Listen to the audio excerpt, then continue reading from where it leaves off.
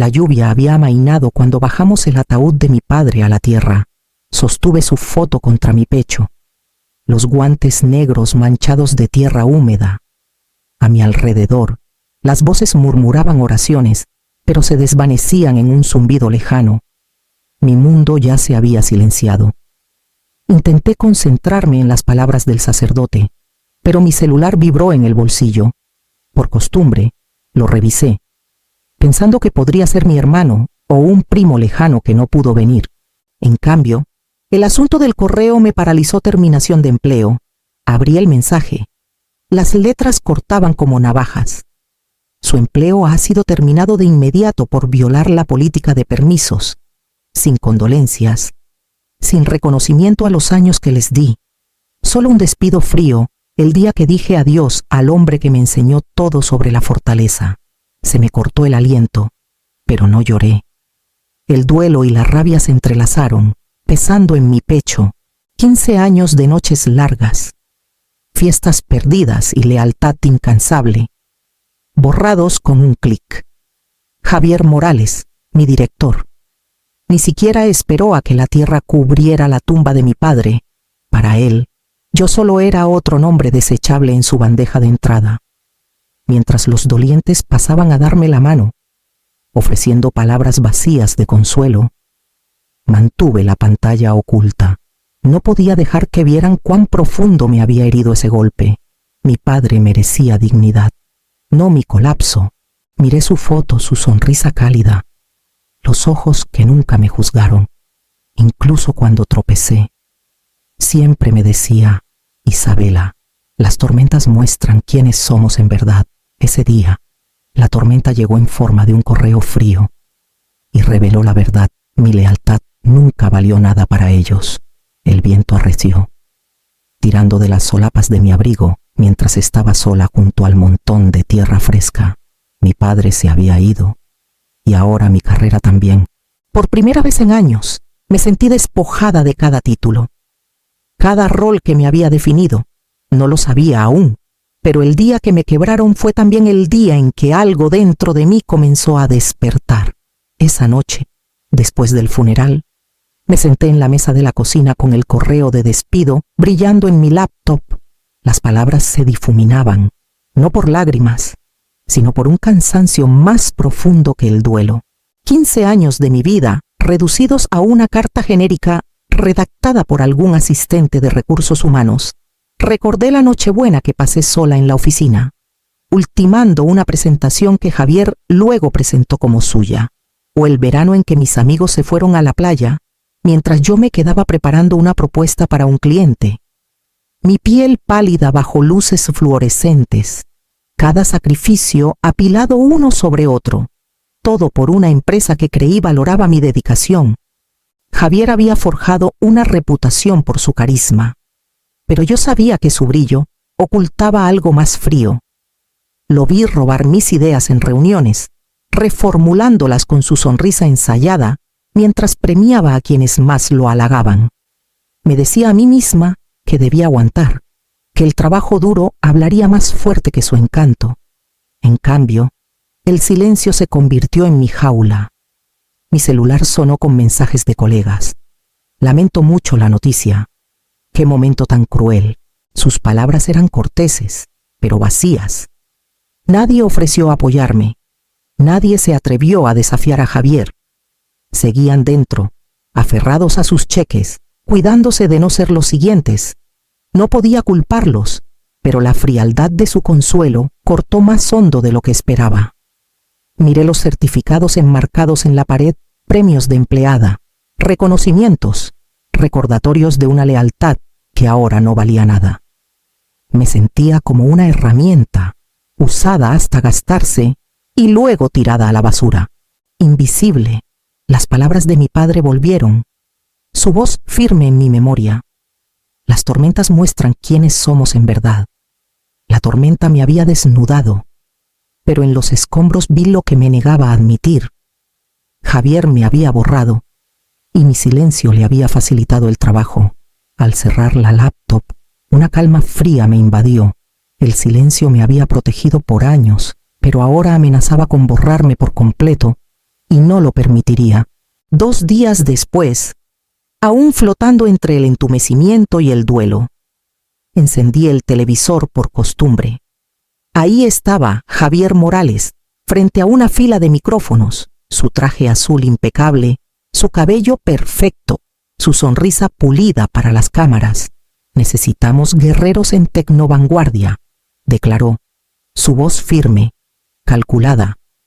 No gente cargando con equipaje personal. Esta es una empresa de fuerza, no de excusas. Las palabras resonaron en mi sala como una bofetada. Equipaje personal. No necesitaba nombrarme. Todos sabían a quién justificaba. La muerte de mi padre había sido reducida a equipaje, mi duelo torcido en debilidad. No solo me despidió, me convirtió en un ejemplo. Me senté en el sofá, los puños apretados. Por años, le di lealtad, silencio, resistencia. A cambio, él usó el momento más vulnerable de mi vida como arma. La crueldad fue quirúrgica, diseñada para borrar no solo mi carrera, sino mi dignidad. Recordé las veces que me ignoró en reuniones, la mueca cuando me interrumpía a media frase. En ese momento, lo atribuía a orgullo, ego, pero ahora lo entendía, era un patrón. Nunca estuve destinada a brillar. Estaba destinada a ser invisible, un fantasma que trabajaba lo suficiente para hacerlo brillar a él, pero nunca para amenazarlo. El duelo creció en mí, afilado como vidrio, pero bajo él, una nueva claridad comenzó a formarse. Javier no me descartó por descuido. Lo hizo a propósito, asegurándose de que incluso en la muerte de mi padre, yo fuera humillada. Mi borrado era parte de su diseño. Apagué el televisor y miré mi reflejo en la pantalla oscura. La mujer que me devolvía la mirada no era impotente. Estaba furiosa, sí, pero también despierta como no lo había estado en años. Javier creía que me había silenciado para siempre, pero mientras el peso de su crueldad me aplastaba, algo en mí cambió. Si él pudo reescribir mi historia con tanta facilidad, era hora de que yo comenzara a escribirla. La casa se sentía insoportablemente silenciosa al volver del cementerio. El silencio presionando las paredes como un peso. Entré al estudio de mi padre, un lugar que no había pisado desde que su enfermedad lo postró. El polvo cubría las estanterías y un leve aroma a cedro flotaba en el aire. Sobre su escritorio, una caja de madera pequeña, sencilla, pero colocada con intención. Mis manos temblaron al levantar la tapa. Dentro, una llave plateada descansaba sobre un montón de sobres atados con una cinta descolorida. Debajo, una carpeta repleta de sellos oficiales. Desplegué la carta de encima, reconociendo de inmediato la letra firme que admiré de niña. Isabela, comenzaba. Si lees esto, significa que he dejado este mundo. Durante años, trabajaste bajo la sombra de un hombre que no construyó más que codicia. Lo que nunca supiste es que Tecnovanguardia fue mi creación.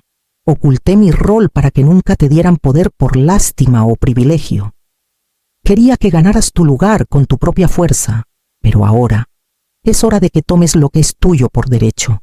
Las lágrimas emborronaron la tinta, pero leí cada palabra, absorbiendo la verdad que mi padre había guardado. Los documentos lo confirmaban a través de su fideicomiso. Yo ahora poseía el 51% de las acciones de Tecnovanguardia. El control no estaba en las manos de Javier, estaba en las mías. Dejé los papeles. Mi respiración entrecortada, mi pulso acelerado. Todo este tiempo, creí que era desechable, borrada por un correo. Pero ahí estaba, la prueba de que mi padre había construido un legado no para sí mismo, sino para mí. Cerré la caja, apretando la carta contra mi pecho. El duelo no desapareció, pero cambió, fusionándose con una certeza afilada. No estaba sin poder, no estaba borrada. La empresa que Javier pensaba que poseía, el imperio que usó para humillarme, ya era mía, y pronto. Él descubriría cuán costosa había sido su crueldad. Me quedé en el estudio mucho después de que la luz exterior se desvaneciera. la caja de madera aún abierta en el escritorio, los documentos me miraban. Prueba innegable de una verdad que no había imaginado. La voz de mi padre resonaba en mi memoria. Palabras que susurraba cuando mi confianza flaqueaba. Siempre ha sido suficiente. Pensé en las veces que Javier me cortó a media frase en reuniones. Su gesto despectivo silenciándome antes de que mi idea aterrizara. La forma en que redirigió los elogios a sus favoritos, dejándome invisible a pesar de las horas que dedicaba a perfeccionar cada detalle. Los proyectos que construí desde cero, solo para verlos presentados como el triunfo de otro. Cada momento volvió, más nítido ahora, redefinido no como accidentes de la política de oficina, sino como borrados deliberados. Por años, me dije que debía soportar, callar, demostrar mi valor trabajando más que los demás. Pero el silencio no me ganó respeto. Alimentó la ilusión de que no era más que una sombra. Pasé los dedos por la carta otra vez. La tinta rugosa por la mano firme de mi padre. Siempre ha sido suficiente. Las palabras calaron más hondo. No como consuelo, sino como mandato. Mi corazón dolía por el duelo, pero bajo el dolor crecía algo más fuerte. Resolución. Javier me había quitado todo de la forma más cruel que conocía el día que enterré a mi padre, pero lo que no entendía era que la traición hizo más que quebrarme. Me despertó. Cerré la caja con suavidad, deslicé la llave en mi palma y sentí su peso anclándome. Ya no dejaría que el silencio me definiera. El fideicomiso de mi padre no era solo autoridad legal, era fe, tallada en los cimientos de la empresa que él construyó con sus manos. La mujer que Javier despidió, humilló, borró, ya no existía. En su lugar estaba la heredera legítima, la accionista mayoritaria y la hija de Rafael Torres. Y era hora de que dejara de esconderme en las sombras que él me obligó a habitar. A la mañana siguiente, saqué un cuaderno y comencé a escribir nombres. Venían a mí uno por uno, personas que vi desaparecer de Tecnovanguardia sin explicación, cada salida dejando un susurro de injusticia. Empecé con Clara. Clara había sido una de las analistas más brillantes, valiente en su trabajo. Presentó una queja por acoso contra un ejecutivo senior y, en semanas, fue reestructurada. Encontré su número en mis contactos antiguos y llamé. Cuando respondió, su voz cargaba sorpresa y cautela. Al mencionar el nombre de Javier, su guardia cayó, y la amargura en su tono lo dijo todo. Luego fue Diego. Había descubierto irregularidades en un informe trimestral, números fraudulentos para inflar el éxito de Javier. En lugar de ser reconocido, lo escoltaron fuera con seguridad. Nos encontramos en un pequeño café. Parecía más delgado, agotado, pero el fuego en sus ojos volvió cuando le dije por qué lo contacté. Por último, Sofía. La presionaron para firmar un contrato que le quitó su comisión tras cerrar uno de los mayores clientes de la empresa. Se fue en silencio, humillada. Conduje a su modesto departamento, y cuando abrió la puerta, su rostro mostraba años de tensión. Pero cuando le dije que quería escuchar, sus hombros se relajaron y me invitó a pasar. Nos reunimos alrededor de una mesa de madera rayada, tazas de café enfriándose entre nosotros. Cada uno habló, sus voces temblando al principio, luego más firmes a medida que las palabras fluían. Historias de intimidación, manipulación, carreras destruidas en nombre de la ambición de Javier. Cuando el silencio se asentó, me miraron, como esperando un plan que aún no había revelado. Respiré hondo. No tengo nada más que perder, les dije. Pero juntos, nuestras voces por fin serán escuchadas, asintieron. El ambiente cargado con algo más fuerte que el duelo o la ira.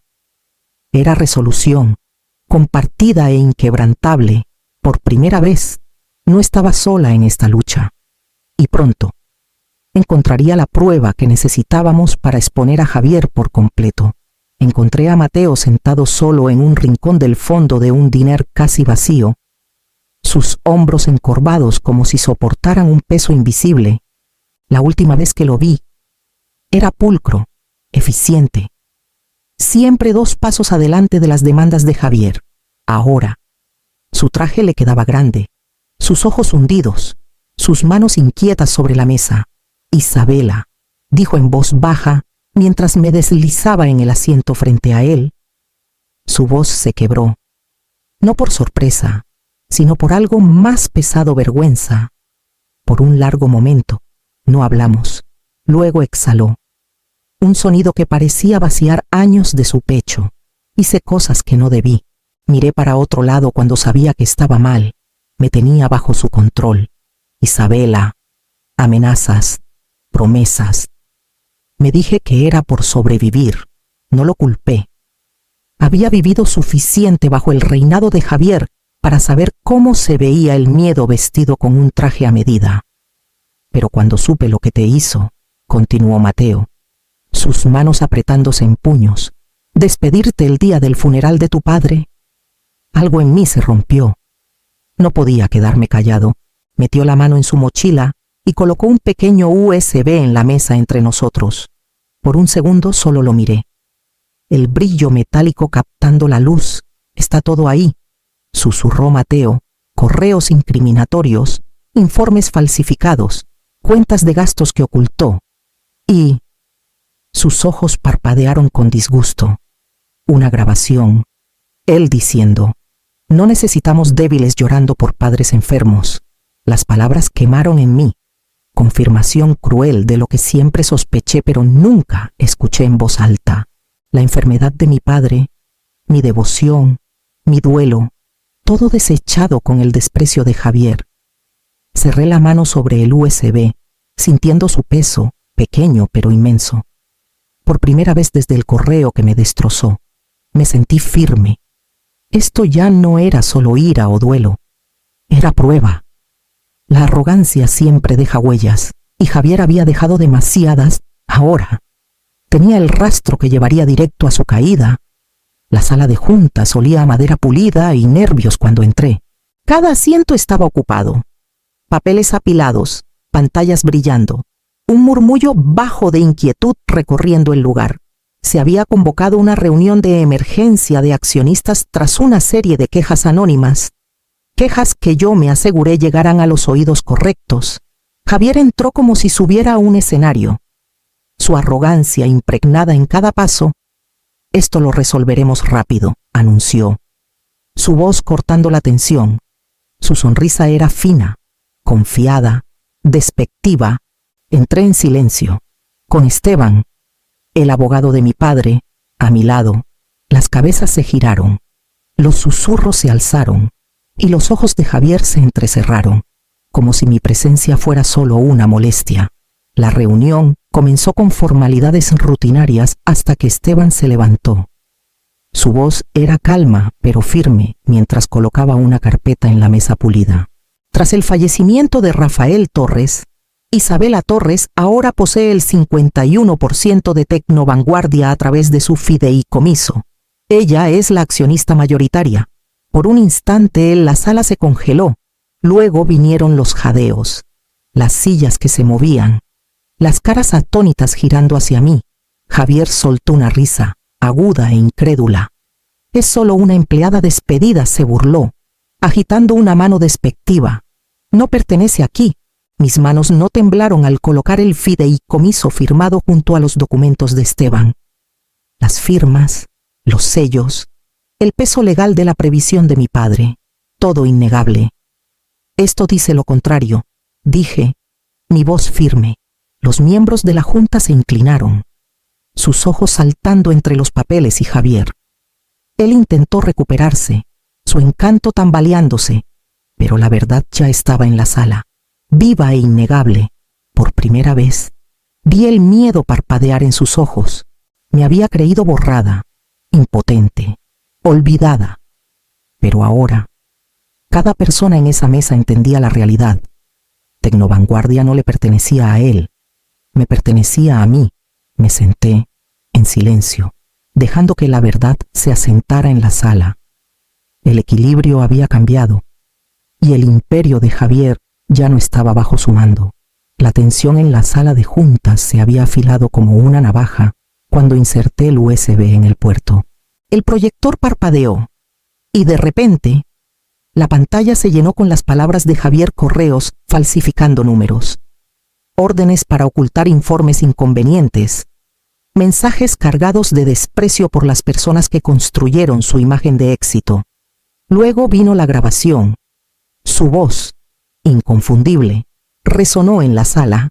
No necesitamos débiles llorando por padres enfermos.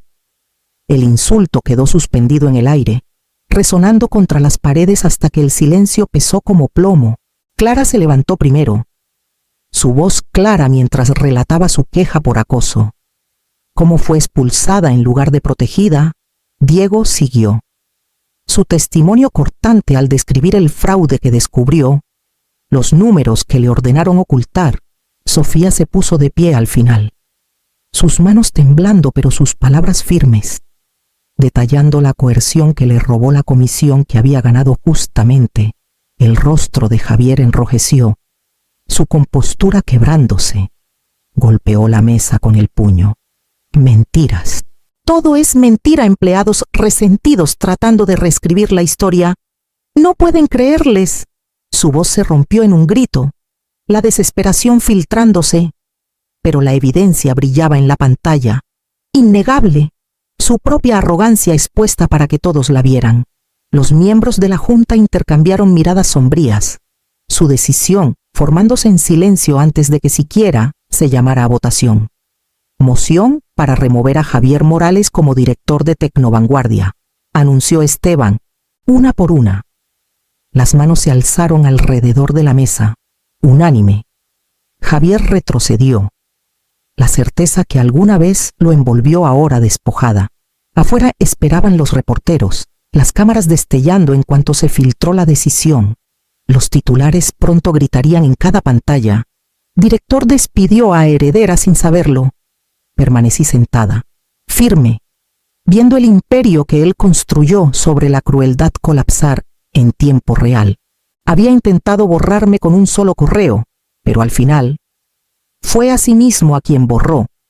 Y mientras la sala se vaciaba, sabía que la decisión más difícil aún estaba por venir: qué hacer con el poder ahora en mis manos. Cuando la junta se volvió hacia mí, preguntando si asumiría el título de directora, sentí el peso del momento posarse en mis hombros. Por años soñé con el reconocimiento, con ser vista. Pero en ese instante entendí qué era el verdadero poder. No necesitaba la oficina de esquina, el reflector ni el título que Javier había manchado con su arrogancia. Necesitaba algo duradero, algo arraigado en los principios que mi padre vivió. No seré su directora, dije, mi voz firme. Pero me sentaré en esta junta como accionista mayoritaria y las cosas cambiarán. Las reformas llegaron rápido. Se escribieron protecciones para permisos familiares, asegurando que nadie enfrentara castigos por cuidar a sus seres queridos. Las medidas contra el acoso se fortalecieron, con verdadera aplicación en lugar de las palabras vacías que Javier usaba como escudo. Las promociones se volvieron transparentes, otorgadas por mérito en lugar de rumores en los pasillos, por primera vez en años. Los pasillos de Tecnovanguardia se sentían más ligeros, su gente vista, pero no bastaba con sanar solo la empresa. Mi padre construyó Tecnovanguardia con la creencia de que el talento a menudo era ignorado. En su honor, establecí el Fondo de Becas Rafael Torres, dedicado a apoyar a empleados que habían sido silenciados o marginados como yo alguna vez lo fui. Cada beca se sentía como un paso hacia reescribir la cultura que él luchó por crear y proteger. Pasó un año. Las ganancias subieron, no por miedo, sino por confianza. La productividad se disparó, no por explotación, sino por respeto. Las cosas que Javier había desechado como debilidad se convirtieron en la base de la fortaleza de Tecnovanguardia. Una tarde, mientras el sol se hundía tras el horizonte, me paré junto a la ventana del estudio de mi padre. La carta que me dejó descansando en el escritorio. El duelo aún vivía en mí, pero ya no me vaciaba. Pensaron que me enterraron con él. Susurré al silencio, pero yo era la semilla, y en esa verdad no encontré venganza, sino justicia, y la renovación que mi padre siempre creyó que yo era capaz de llevar adelante.